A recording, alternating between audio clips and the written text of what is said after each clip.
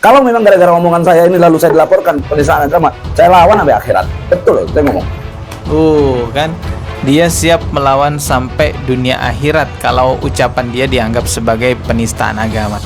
Katakan apa yang katanya Al-Quran itu adalah ucapan daripada Rasulullah, bukan ucapan daripada Allah. Kalau seandainya dibalik dari tuduhan itu kan dinyatakan bahwa Syekh katanya penistaan agama. Kalau sekarang kita balik, yang mengatakan bahwa Al-Quran adalah ucapan Allah itu justru yang menista agama. Kita punya bisa membuat satu bukan alibi. Kalau kita alibi berarti kita salah, tapi kita menggunakan logis kita untuk berbicara kepada orang. Satu, bang, kalau kita bicara ucapan, memberikan satu ucapan itu hanya bisa keluar, hanya bisa disampaikan bila mana Penistaan agama. Nah begitu, kecuali orang-orang non-muslim datang melakukan peribadatan dia di sini, ya iya, itu disebut kebablasan, kan begitu. Nah, itulah yang dilakukan oleh Panji Gumilang pada saat Hari Raya Idul Fitri. Sholat itu menghadirkan orang kafir di dalam saf sholat itu. Orang kafir itu juga ikut berdoa, meminta kepada selain Allah. Di sisi lain, ada orang Islam yang sedang sholat. Ya, ini bukan hanya kebablasan, tapi ini melecehkan agama Islam. Mungkin Pablo ini memang kurang update ya, jadi dia nggak tahu hal-hal yang viral di sosial media. Oke, mulut itu adalah sifat yang harusnya dilekatkan kepada manusia, bukan kepada Allah. Tapi kalau kita lekatkan itu kepada Allah, berarti kita mendegradasi Allah. Bolehkah kita mengatakan bahwa orang yang mengatakan bahwa Al-Quran adalah ucapannya Allah, lalu kita katakan itu sesat? Oke, satu. Yang kedua, Al-Quran itu artinya apa sih? Bacaan. Nah, ya, saya ini kurang bukan orang yang jago-jago agama tapi kalau basic ikro mah paham lah gitu ya. Nah sekarang Al-Quran itu artinya bacaan. Oke, bacaan bisa ada karena ada yang menulis. Ya dong, kalau nggak ada nggak mungkin ada bacaan. Kita buat asal bacaan nih, berarti ada yang nulis. Nah dari sejarah siapa sih yang menulis Al-Quran? Sahabat Rasul ada 4 orang. Mereka ini, pertanyaan saya, mereka ini mendapatkan wahyu atau firman Allah ini langsung dari Allah atau mendengar dari Nabi? Dari Nabi mengatakan mengucapkan kepada mereka itu menggunakan kata-kata bukan? Ya. Itu disebut kalam bukan? Ya sudah lagi. Jadi logik bermain. Lalu karena ada permasalahan teknis soal Al-Quran ini dari mana, kita langsung menyatakan lu sesat, lu benar, gua benar, lu sesat. Gimana, dari mana akalnya gitu loh? Seolah-olah yang menunjuk ini udah kayak Tuhan aja yang menunjuk orang bilang orang sesat. Itu yang buat saya sebenarnya nggak setuju dengan apa yang selama ini dituduhkan luar.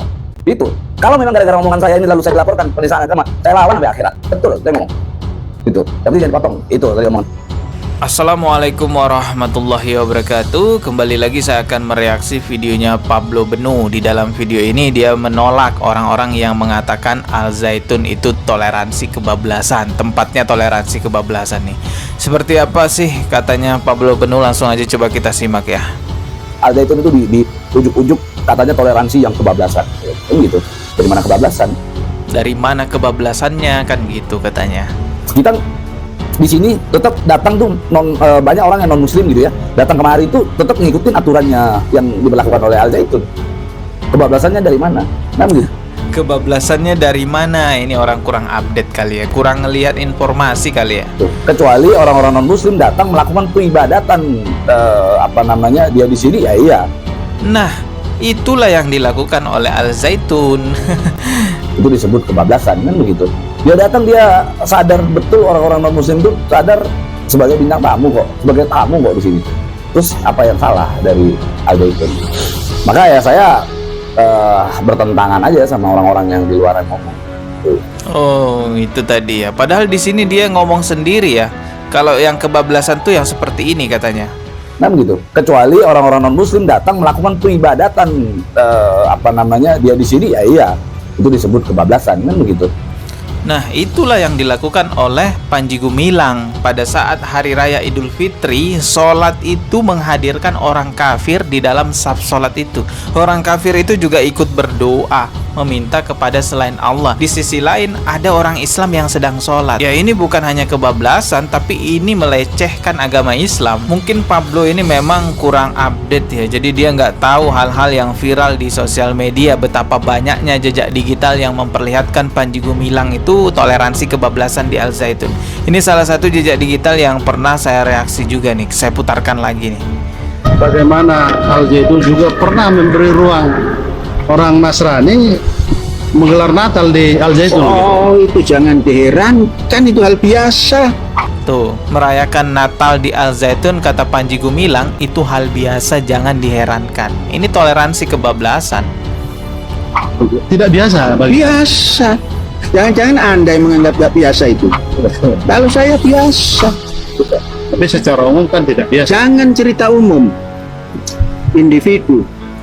Persatuan Indonesia itu adalah dari rakyat.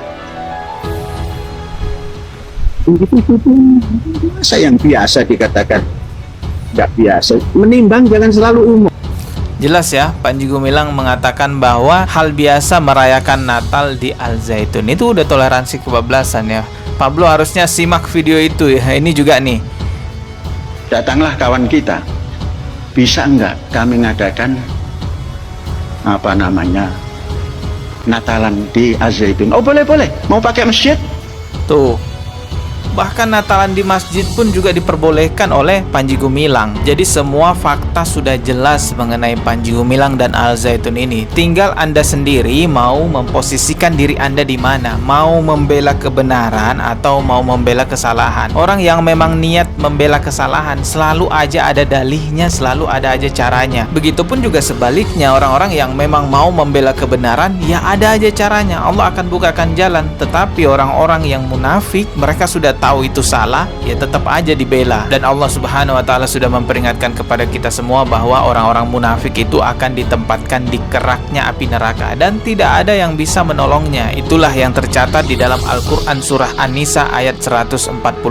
Allah Subhanahu wa taala tentu tidak akan ingkar terhadap apa-apa yang telah Allah firmankan. Kalau Allah berfirman bahwa orang yang munafik akan ditempatkan di kerak api neraka, ya sudah, itulah yang akan terjadi kepada orang-orang munafik, kecuali orang-orang munafik ini bertobat kepada Allah Subhanahu wa taala. Karena Allah itu Maha Pengampun atas segala dosa-dosa yang diperbuat oleh manusia. Tapi Pablo ini memang katanya sih, kata dia nih ya di dalam video ini, siap melawan sampai dunia akhirat gitulah. Jikalau apa-apa yang diucapkan dianggap sebagai penistaan agama. Termasuk juga ucapan dia yang membenarkan bahwa Al-Qur'an itu adalah perkataannya Rasulullah. Coba kita simak nih videonya. Lalu karena ada permasalahan teknis soal ayo Al-Quran ini dari mana, ini kita langsung menyatakan lu sesat, lu benar. Ya, dalam Islam itu sudah tidak dipertanyakan lagi Al-Quran dari mana. Al-Quran itu sudah jelas, kesepakatan ulama semuanya mengatakan bahwa Al-Quran adalah kalamullah. Nah, munculnya orang-orang yang mengatakan Al-Quran sebagai perkataan Nabi, ini bermasalah. Ini menimbulkan perdebatan yang gak penting sebenarnya. Ya wajarlah kalau ada orang yang mengatakan itu sesat. Gua benar, lu sesat. Gimana? Dari mana akalnya gitu loh? Seolah-olah yang menunjuk ini udah kayak Tuhan aja yang tunjuk-tunjuk orang bilang orang sesat. Itu yang buat saya sebenarnya nggak setuju dengan gitu. apa yang selama ini dituduhkan di luar. Itu kalau memang gara-gara omongan saya ini lalu saya dilaporkan penistaan agama, saya lawan sampai akhirat. Betul, saya ngomong. Kan dia siap melawan sampai dunia akhirat kalau ucapan dia dianggap sebagai penistaan agama. Ini nih kita dengerin lagi. Dengan apa yang selama ini dituduhkan di luar. Itu kalau memang gara-gara omongan saya ini lalu saya dilaporkan penistaan agama, saya lawan sampai akhirat. Betul, saya ngomong. Sampai nunjuk-nunjuk gitu ya. Dari awal kemunculannya Pablo ini memang omongannya udah besar banget ya. Pasang badan untuk Al Zaitun, siap mendanai Al Zaitun. Saya tekankan, saya pasang badan untuk Syekh Panji Gumilang dan Al Zaitun.